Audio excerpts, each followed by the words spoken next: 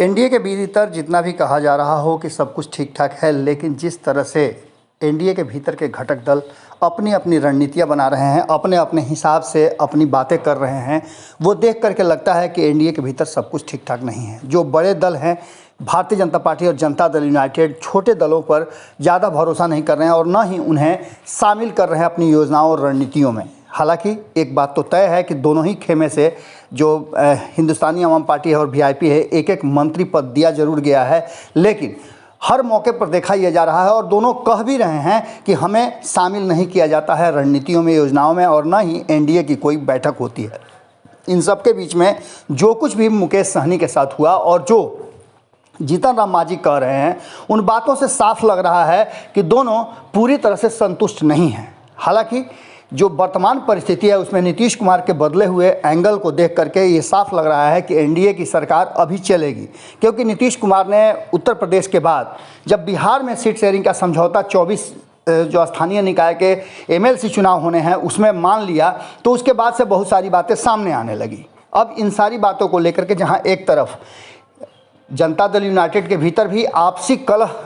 प्रमाण पर है, वहीं भारतीय जनता पार्टी अपनी तैयारियां ज़बरदस्त ढंग से कर रही हैं और लगातार आप देख रहे हैं केंद्र से लेकर के राज्य तक लगातार कार्यक्रम हो रहे हैं और बिहार की जनता को अपने पक्ष में करने की योजनाएं और रणनीतियां बन रही हैं। रोजगार की बात हो या उद्योग की बात हो, इसको लेकर के विशेष रूप से भारतीय जनता पार्टी योजनाएं बना रही हैं। अब इन सब के बीच में जीतन राम मांझी और मुकेश सहनी क्या करेंगे, ये बातें बहुत पहले से साफ नजर आ रही है कि दोनों का मन मिजाज एक है और जब भी दोनों कोई फैसला लेंगे तो एक साथ लेंगे। ये भी बात लगभग तय मानी जा रही है, क्योंकि दोनों की आपस में बैठकें हो रही हैं और दोनों मिलते जुलते भी हैं। बदली हुई परिस्थिति में कहीं ना कहीं जिस तरह से एक बार आपने देखा कि फूलन देवी को लेकर के मुकेश सहनी ने बहुत सारी बातें कही, वहीं उन्होंने कल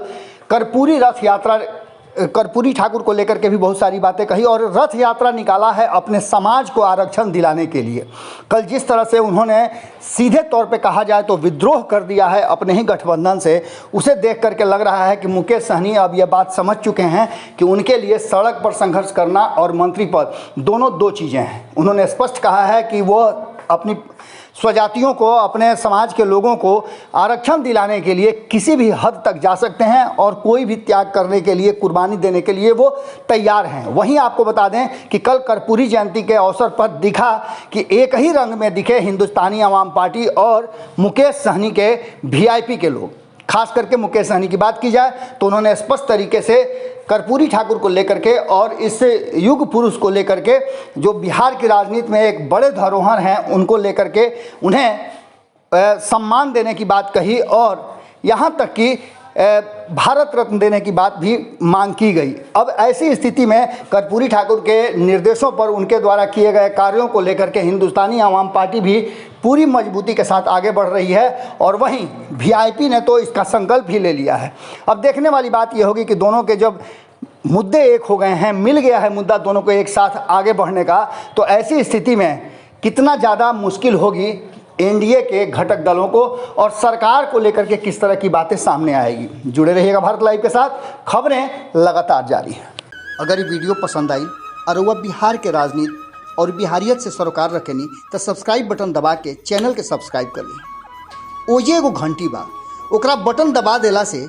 कुल सटीक और मारक खबर रुआ मुफ्त में मिल जाई। अगर रुआ पत्रकारिता के हमनी के नया प्रयोग में सहयोग कर चाहतानी तो ज्वाइन बटन दबा दी। पेटीएम नंबर नोट कर ली 9386816700। धन्यवाद।